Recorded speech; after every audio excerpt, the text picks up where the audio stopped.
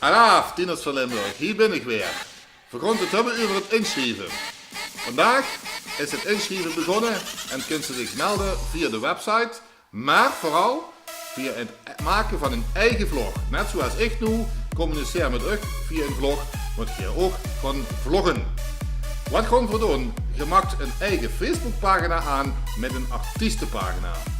Maak dan een vlog over zichzelf, waarom ze midden is, waarom ze het leuk vindt, wat ze van carnaval vindt. Ze mag alles erop kwijt, wat ze maar wilt. Maar maak deze vlog van zichzelf. En wat ze vervolgens doet, is deze vlog op hun eigen Facebookpagina zetten.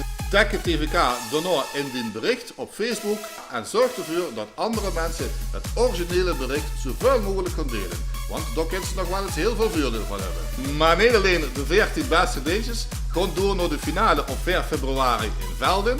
Er ligt ook nog een wildcard klaar voor de vlog die het meeste gedeeld is. De 15e deelnemer maken we dan bekend op kerstavond 24 december.